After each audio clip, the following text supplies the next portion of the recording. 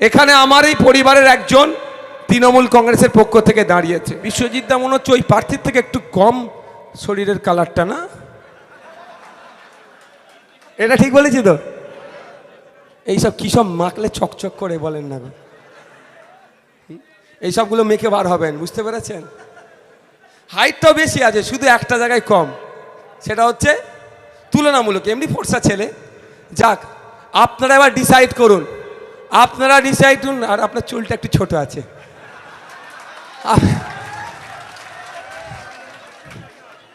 আপনারা ডিসাইড করুন, জোড়া ফুল পদ্ম ফুল মানুষকে ফুল বানাচ্ছে, আর বামপন্থী আইএসএফরা মানুষকে সঠিক রাস্তা দেখাচ্ছে, কোনটা গ্রহণ করবেন? নিজের দলের বিধায়ককে নিজেই বলছেন উন্নয়ন হয়নি, আমি দায়িত্ব নিয়ে উন্নয়ন করব। ওখানে যদি চলে যান তো এই বোমগুলি থেকে যাবে। আমি আসছিলাম আজকে মধ্যমগ্রামে প্রিয়াঙ্কা বর্মনের সমর্থনে, খাম চিহ্নে তিনি 7 নম্বর ইভিএমে লড়াই করছেন। বুদাম দ্বীপে ভোট দেওয়ার কথা আর বলেছি। আসার পথে একজন আমাকে বললেন, আমডাঙ্গাতে ভাইজান অমুকজনকে হারাতে হবে। তো কথাটা ভালো লাগলো, ঠিক কথা। এখানে আমারই পরিবারের একজন তৃণমূল কংগ্রেসের পক্ষ থেকে দাঁড়িয়েছে, দাঁড়াতেই পারে। তথাগত রায়, সৌগত রায়, একজন বিজেপি একজন তৃণমূল, তাতে কোনো অসুবিধা নাই। তো আমডাঙ্গাতে দাঁড়িয়েছে মানে এই নয় যে নওশাদ সিদ্দিকী আদর্শগত জায়গা থেকে কাউকে খালি মাঠ ছেড়ে দেবে। এখানে আদর্শের লড়াই, তৃণমূল কংগ্রেসের বিরুদ্ধে লড়াই, চাল চোরেদের বিরুদ্ধে লড়াই, রেশন চোরেদের বিরুদ্ধে লড়াই, শিক্ষা চোরের বিরুদ্ধে লড়াই, স্বাস্থ্য ব্যবস্থা যারা ধ্বংস করে দিচ্ছে তাদের বিরুদ্ধে লড়াই, যারা সম্প্রীতিকে বিনষ্ট করছে তাদের বিরুদ্ধে লড়াই। সুতরাং এই আদর্শগত লড়াই আমি 1 ইঞ্চি কাউকে ছাড়ব না। হ্যাঁ, আমার পরিবারের তিনি একজন সদস্য, আমার সম্পর্কে তিনি জ্যাঠার ছেলে, চাচার ছেলে, সেই সুবাদে ফুরফুরা শরীফে তিনি একজন পীরজাদা, কোনো সন্দেহ নাই, এখানে সন্দেহের কোনো অবকাশও থাকবে না। কিন্তু রাজনীতির ময়দানে আমডাঙ্গা থেকে আমি অন্য কাউকে চিনব না। আমি শুধু এতটুকুই বলবো যে আপনারা কাকে গ্রহণ করবেন।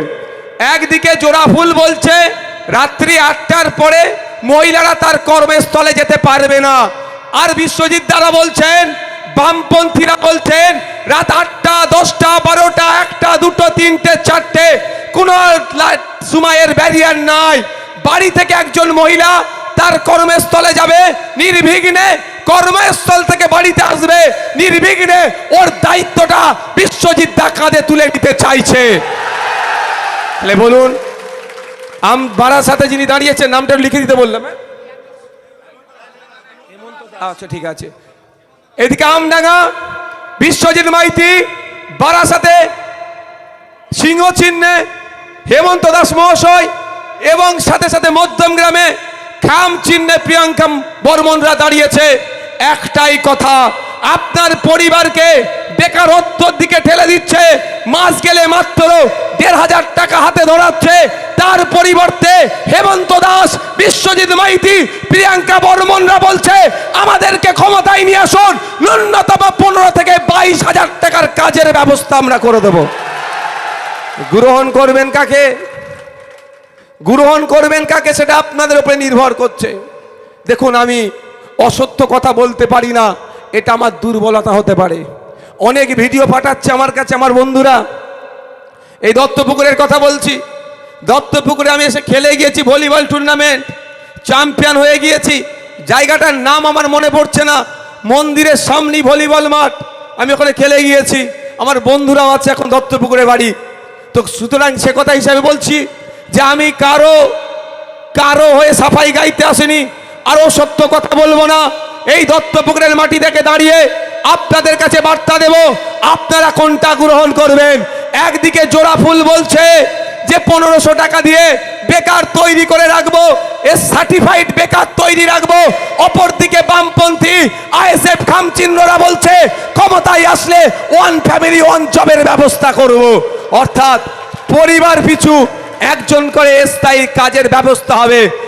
আমডাঙ্গা থেকে, মধ্যমগ্রাম থেকে, বারাসাত থেকে, হাবড়া থেকে, অশোকনগর থেকে, ভাঙড় থেকে, ক্যানিং থেকে, যাদবপুর থেকে, দীপশিতাদির দমদম থেকে, মীনাক্ষীদির উত্তরপাড়া থেকে এইরকম ভাবে জিতিয়ে নিয়ে আসেন, 148-এর ফিগারে আমাদের পৌঁছান। আমরা কথা দিচ্ছি ওয়ান ফ্যামিলি ওয়ান জবের ব্যবস্থা করব। পরিযায়ী শ্রমিক হয়ে ভিন্ন রাজ্যে যেতে লাগবে না। বাথরুমের যে মূল্যায়ন হচ্ছে না, অদক্ষ শ্রমিকের ক্ষেত্রে আমরা ন্যূনতম 600 টাকা রোজের ব্যবস্থা করব। আমি অত রং টং চড়িয়ে বেরিয়ে কথা আমি বলতে পছন্দ করি না, তথ্যভিত্তিক কথা বলতে পছন্দ করি, আর যেটা সঠিক সেটা বলি, অসত্য পন্থা অবলম্বন করি না। আমরা যেগুলো করব সেগুলো জানাচ্ছি। ওই দিদিমণির মতো, মাননীয়ার মতো ডবল ডবল চাকরির গল্প কিন্তু আমরা শোনাবো না, এ কথা আপনাদের জানিয়ে রাখতে চাই।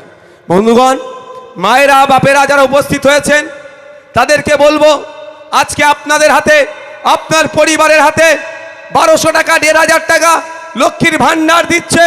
আর যেই হাতে মমতা ব্যানার্জি, ওই হাতেই তার দলের লোকেরা, আপনার আমার বাড়ির ছেলে মেয়েরা যখন রিটেনে পাস করলো, ভাইবা টেবিলে গেল, 15 লাখ 20 লাখ টাকা না দিলে চাকরি দেবে না। শুধু তাই নয়, এরা সততার প্রতীক বলে এত বড় নির্লজ্জ, কলকাতা হাইকোর্ট থেকে সুপ্রিম কোর্টে ছুটে চলে যাচ্ছে যে ইন্টারভিউ না ভিডিওগ্রাফি করতে হয়, মানে এখন অস্বচ্ছতা একটা জায়গা রেখে দিচ্ছে। আর আমরা বলছি, আমরা জোড়া ফুলকে বর্জন করুন, আপনারা পদ্ম ফুলকে বর্জন করুন, আসল বামপন্থী আইএসএফের হাতকে শক্ত করুন, এই আমডাঙ্গা থেকে খাম চিহ্নকে জেতান। খাম চিহ্ন আপনাদের কাছে কমিটমেন্ট করছে, কাস্তে হাতুড়ি তারা চিহ্ন আপনাদের কাছে কমিটমেন্ট করছে, সিংহ চিহ্ন আপনাদের কাছে কমিটমেন্ট করছে। আমাদেরকে ক্ষমতায় নিয়ে আসুন। যে কত প্রতি বছরে বছরে এসএসসি হবে, এমএসসি হবে, প্রতি বছরে নিয়োগ হবে, শূন্য পদ যেগুলো আছে পূরণ হবে, প্যারা টিচারদেরকে সমকাজে সমবেতন দেওয়া হবে, সাথে সাথে মজুরি বাড়ানো হবে। শুধু তাই নয়, পরীক্ষার ক্ষেত্রে এটুকু জানিয়ে রাখতে চাই, আপনার আমার বাড়ির ছেলেরা পরীক্ষা কেন্দ্রে যাবে, ওএমআর পরীক্ষা দেওয়ার পরে ওএমআর শিটের একটা কপি আপনার আমার বাড়ির ছেলেরা ফিরে বাড়িতে নিয়ে আসবে। শুধু তাই নয়, কনসার্ন ডিপার্টমেন্ট স্বল্প দিনের মধ্যেই 10 লাখ 12 লাখ 14 লাখ যতজনই পরীক্ষা দিক না কেন, প্রত্যেকের ওএমআর শিটের স্ক্যান করে ইন্টারনেটে আপলোড করবে। শুধু পশ্চিম বাংলা নয়, ভারতবর্ষ নয়, পৃথিবীর যে কোনো প্রান্ত থেকে যদি জানতে চাই পশ্চিম বাংলায় এসএসসি হয়েছে, এসএলএসটি হয়েছে, এমএসসি হয়েছে, চাকরির নিয়োগের ক্ষেত্রে কারা কি নম্বর পেল, কারা কি উত্তর দিল, এটা যদি দেখতে চাই, এই স্বচ্ছতা বামপন্থী আইএসএফ আনতে চাইছে। পৃথিবীর যে কোনো প্রান্ত থেকে মানুষ দেখতে চাইলে তার রিটেন পরীক্ষা কি হয়েছে সে দেখতে পাবে, তার ব্যবস্থা আমরা করে দেব। আর জোড়া ফুল কি বলছে, আপনার আমার ট্যাক্সের টাকা খরচ করে সুপ্রিম কোর্টে গিয়ে বলছে আমি ইন্টারভিউ করব না, তার একটু ব্যবস্থা করে দাও। মানে কি? মানে আমি চুরি করব, তুমি একটু রাস্তা খুলে দাও। আর আমরা কি বলছি, ওএমআর শিটের কপি ইন্টারনেটে আপলোড করব। শুধু তাই নয়, সমস্যা তো হচ্ছে ইন্টারভিউ টেবিলে বড় লোকের দামাল ছেলে যুক্ত অক্ষর বানান করতে পারেনি, 15 লক্ষ টাকার বন্দোবস্ত করে দিয়েছে।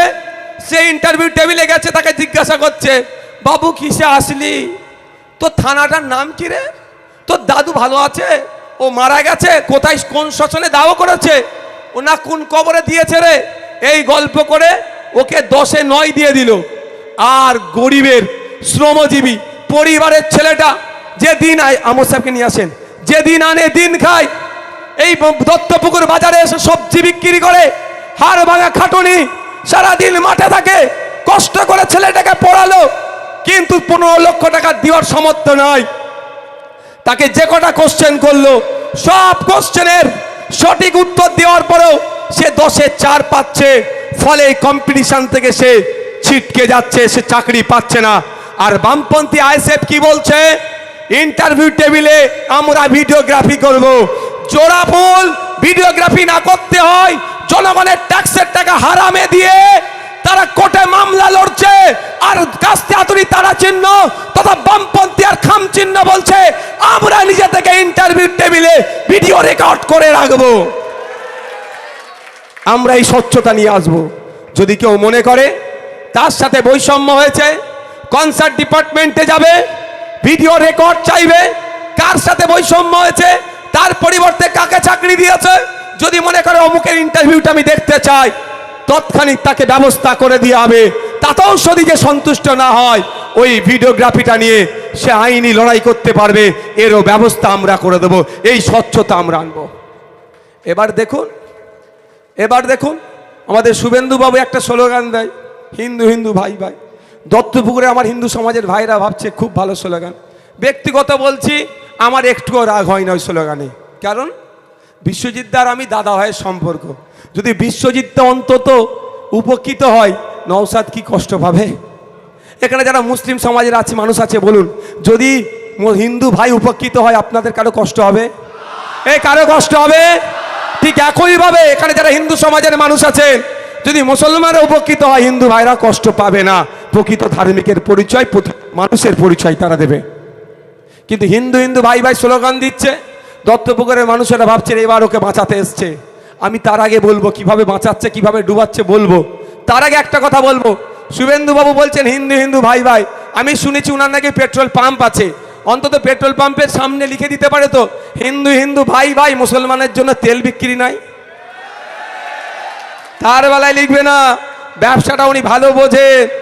শুধু আমাদের এখানে দত্তপুকুরের বাজারে, আমডাঙ্গাতে, বারাসাতে, বসিরহাটে মানুষের মধ্যে দ্বন্দ্ব লাগিয়ে দিয়ে, মমতা ব্যানার্জির দুর্নীতিকে ভুলিয়ে দিয়ে, ধর্মের নামে ভোট ভাগ করে তারা ক্ষমতার মসনদে আবার মমতা ব্যানার্জিকে বসাতে চাইছে। ক্ষমতার মসনদে মমতা ব্যানার্জিকে বসানোর অন্যতম কারিগর 2021-এ তার নাম হচ্ছে বিজেপি। আমি দায়িত্ব নিয়ে বলছি। তাই আপনাদের যারা আছেন একটু ভাববেন, আমার উপরে রাগ কেন মমতা ব্যানার্জি বিজেপির? এখন মোদি মমতা এক হয়ে গেছে। ভাঙড় বিধানসভায় বিজেপির যিনি প্রার্থী আর যিনি তৃণমূলের প্রার্থী দরজা দিয়ে দীর্ঘক্ষণ মিটিং করছিল, এক্সপোজ হয়ে গেছে। বলছে কি সৌজন্যতার খাতিরে গিয়েছিলাম। সৌজন্যতা দরজা দিয়ে হয়? বুঝতে পেরেছেন কেন আমার উপরে রাগ? কি আমার চোখের সামনে দলিতের অধিকার কেড়ে নিচ্ছে, আমার মাথায় টুপি, মুখে দাড়ি, আমার ব্যাকগ্রাউন্ড ফুরফুরা শরীফ পীর সাহেব বাড়ি, আমি চুপ করে থাকবো? এ আমার দ্বারাই হবে না ভাই। আমার চোখের সামনে আদিবাসীর অধিকার কেড়ে নিচ্ছে, আমি চুপ করে থাকতে পারবো না। কিন্তু হিন্দু হিন্দু ভাই ভাই স্লোগানের স্রষ্টা শুভেন্দুবাবু কেন মুখ খোলেনি? 22% সংরক্ষণ আছে এসসি ভাইদের জন্য। উচ্চ শিক্ষায় চাকরিতে 22% সংরক্ষণ এসসি ভাইদের জন্য। পশ্চিম বাংলায় এটা সরকার চলছে না, এটা সার্কাস চলছে। বলে দুধে পানি মিশায়। এই পশ্চিম বাংলা সরকার, এই জোড়া ফুলের সরকার পানিতে দুধ মিশিয়ে আমাদেরকে মূল পথে পরিচালনা করছে। একটু বোঝার চেষ্টা করুন। 22% দলিতদের জন্য সংরক্ষণ আছে উচ্চশিক্ষায়, চাকরিতে, খাতায় কলমে 22% সংরক্ষণ পেলেও আমরা কি দেখছি? প্রকৃত দলিত 22% সংরক্ষণ পাচ্ছে না। ফেক সার্টিফিকেট দিয়ে যে নন দলিত দলিতের কোটায় চাকরি করে নিচ্ছে, আর হিন্দু হিন্দু ভাই ভাইয়ের স্রষ্টা এর বিরুদ্ধে কথা বলে না। কিন্তু 2021 সালে সংযুক্ত মোর্চার একমাত্র বিধায়ক ভাঙড়ের বীর পুরুষেরা, বীরাঙ্গনারা সুরতের বিপক্ষে গিয়ে আমাকে বিধানসভার মধ্যে পাঠিয়েছে। আমি বিধানসভার মধ্যে দাঁড়িয়ে মন্ত্রী মহাশয়কে প্রশ্ন করেছি যে আপনারা বলুন, আজ পর্যন্ত কটা ফেক এসটি সার্টিফিকেট ধারীকে ধরেছেন, তাদের বিরুদ্ধে কি ব্যবস্থা গ্রহণ করেছেন? উত্তর দিতে পারেনি মন্ত্রী মহাশয়, মাথা হ্যাট করে নিয়েছে, তাই রাগ হয়েছে। এবার নওশাদকে আটকাতে হবে, বিধানসভার মধ্যে ঢুকতে দেওয়া যাবে না। কিন্তু ভাঙড়ের মানুষেরা ভোট দেওয়ার জন্য রেডি, রাজ্যের মানুষেরা দোয়া আশীর্বাদ করছে। এবারে ডবল মার্জিন নিয়ে আমি আবার খাম চিহ্নের পক্ষ থেকে বামেদের সহযোগিতা নিয়ে বিধানসভার মধ্যে যাব। জানতে হবে আপনাদের 22% চাকরি পাওয়ার দরকার পিছিয়ে বর্গের হিন্দুদের জন্য, কারণ তাদেরকে মূল স্রোতে নিয়ে আসবে। খাতায় কলমে 22 জন চাকরি পাচ্ছে, কিন্তু প্রকৃত গরিব হিন্দুটা পাচ্ছে না। 106% আদিবাসীদের সংরক্ষণ আছে উচ্চশিক্ষায় এবং চাকরিতে। তার আগে একটা হাসির কথা শুনুন। পশ্চিমবাংলায় 80 লাখ আদিবাসী আছে, আর কত সার্টিফিকেট মার্কেটে ঘুরছে জানেন? 1.5 কোটি। আমি বললাম না দুধে পানি মিশায়, এটা পানিতে দুধ মিশাচ্ছে।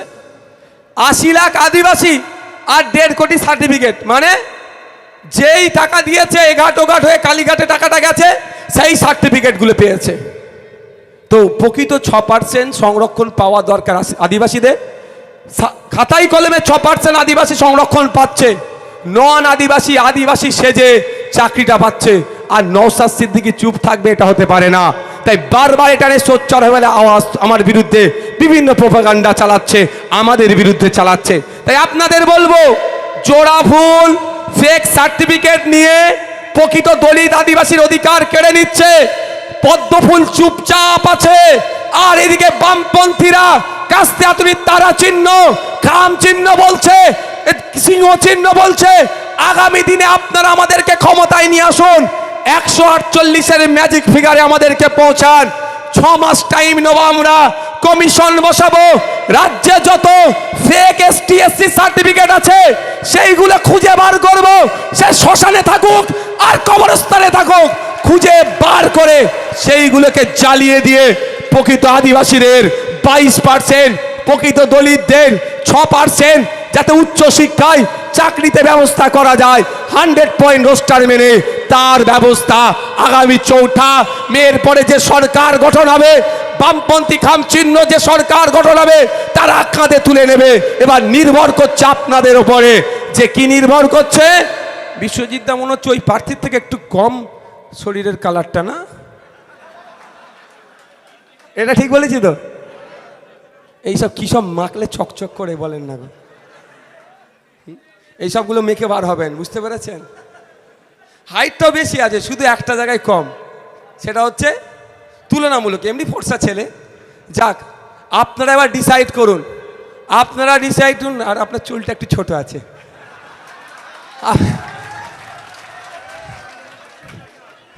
আপনারা ডিসাইড করুন, জোড়া ফুল পদ্ম ফুল মানুষকে ফুল বানাচ্ছে, আর বামপন্থী ISFরা মানুষকে সঠিক রাস্তা দেখাচ্ছে, কোনটা গ্রহণ করবেন?